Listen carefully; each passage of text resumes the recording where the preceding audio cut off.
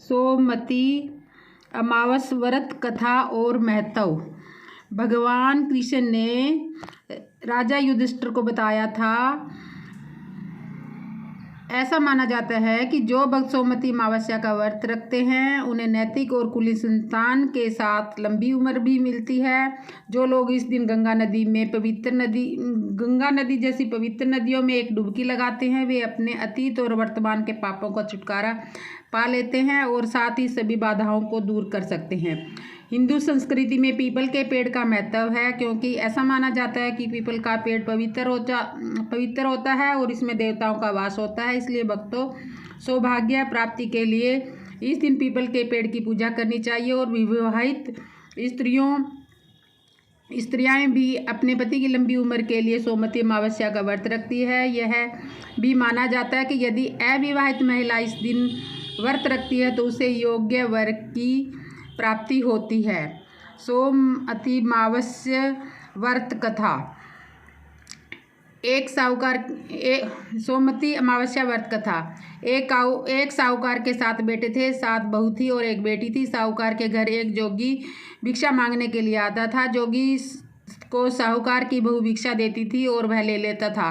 लेकिन जब उसकी बेटी भिक्षा देती थी तब वह भिक्षा नहीं लेता था और कहता था कि बेटी सुहागन तो होगी पर इसके बाद में दुहाग लिखा है। यह बात सुनकर बेटी को बहुत चिंता होने लगी और उसका शरीर कमज़ोर होने लगा।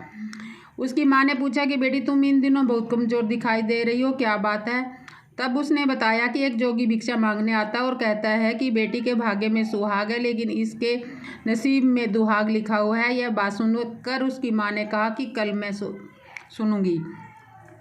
अगले दिन जोगी भिक्षा लेने के लिए आया तो उसकी माँ छुप कर बैठ गई। जब बेटी भिक्षा देने लगी तो जोगी ने वही बात फिर से बोली।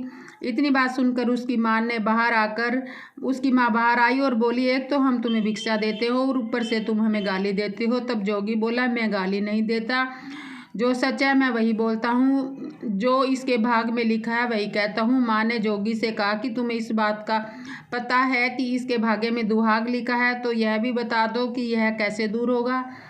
तब जोगी बोला कि 7 समुंदर पार एक सोना धोबन रहती है जो सोमवती अमावस्या का व्रत रखती है। अगर वह आकर अपना फल दे दे तो इसका निवारण हो सकता है, नहीं तो विवाह होते ही इसके पति को सांप डस लेगा। यह बात सुनकर माँ बहुत जोर से रोने लगी और सोना धोबिन की तलाश में जाने लगी। चलते टाइम रास्ते में तेज़ धूप पड़ने लगी तो साहूकारनी एक पीपल के पेड़ के नीचे बैठ गई। उस पीपल के पेड़ में एक गरुड़ पक्षी का घोंसला था। उसमें गरुड़ पक्षी का छोटा बच्चा भी था। साहूकारनी को घोंसले के पास एक सांप जाता दिखाई दिया तो उसने उस गरुड़ के बच्चे को बचाने के लिए उस सांप को मार कर डाल के नीचे रख दिया। जब गरुड़ और गरुड़नी आए तो घोंसले के पास खून देखकर क्रोधित हो उठे और उन्होंने साहूकारनी को चोंच से मारने लगे। तब साहूकारनी बोली कि मैंने तो तुम्हारे बच्चे की रक्षा करी है, यह सर्प तुम्हारे बच्चे को खा जाता। इस बच्चे को डसने ही वाला था तो मैंने इसे मारकर गिरा दिया। गरुड़ ने सर्प की ओर देखकर कहा कि तुमने हमारे बच्चे की जान बचाई है, अब तुम्हें जो मांगना है सो मांगो। तब साहूकार ने बोले कि मुझे 7 समुंदर पार सोना धोबिन के घर छोड़कर आओ। गरुड़ ने साहूकारनी को अपनी पीठ पर बैठाया और सोना धोबिन के घर 7 समुंदर पार छोड़कर आया। वहां जाकर साहूकारनी ने सोचा कि सोना धोबिन को कैसे राजी किया जाए। सोना धोबिन के 7 बेटे और 7 बहू थी। उसकी 7 बहुएं काम को लेकर बहुत लड़ाई करती थी और काम भी नहीं करती थी। रात को जब सब सो जाते तो साहूकारनी सोना धोबिन के घर का सारा काम करती।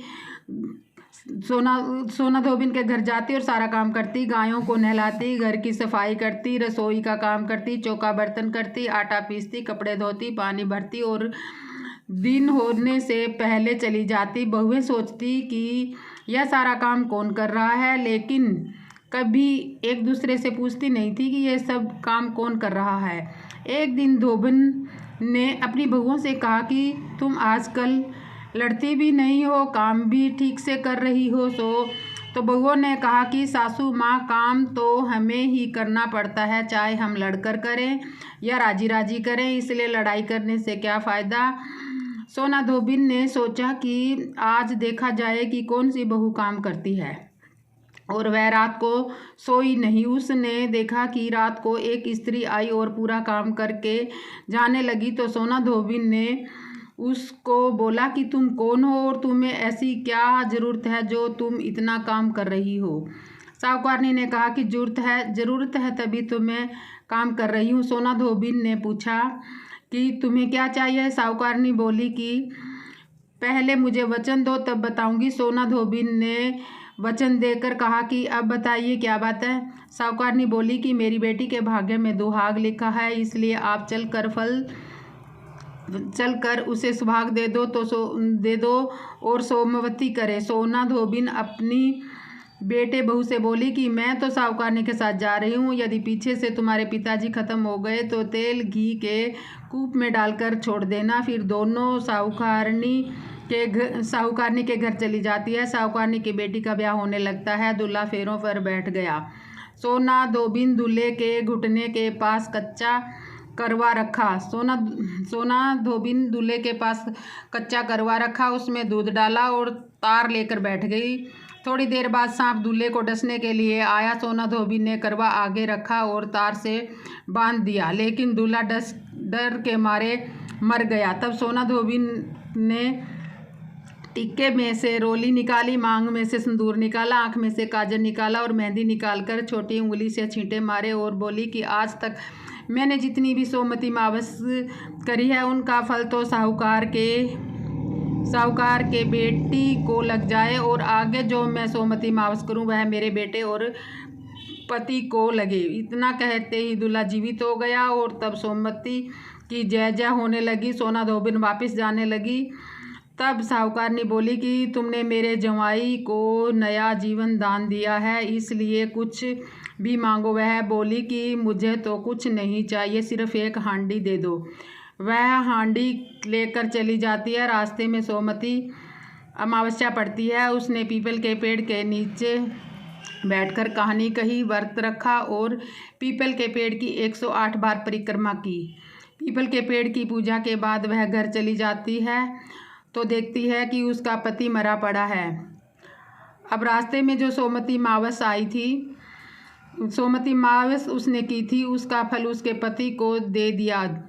उसका फल अपने पति को दे दिया, जिसके प्रभाव से वह पुनः जीवित हो गया। अब सब कहने लगे कि तूने ऐसा क्या किया कि जो तेरा पति जिंदा हो गया। वह कहती है कि मैंने तो ऐसा कुछ नहीं किया है, बस रास्ते में सोमवती अमावस्या आई थी जिसका मैंने व्रत किया, कहानी कही और पीपल के वृक्ष की 108 बार परिक्रमा की। अब सारी नगरी में ढिंडोरा पिटवा दिया गया कि हर कोई सोमवती अमावस्या करेगा और पूजा करेगा, व्रत रखेगा, कहानी कहेगा और पीपल के वृक्ष की 108 बार परिक्रमा करेगा। हे सोमवती अमावस्या, जैसे आपने साहूकार की बेटी का सुहाग दिया वैसे ही सबका देना, कहानी कहने वालों, सुनने वालों और सबको देना।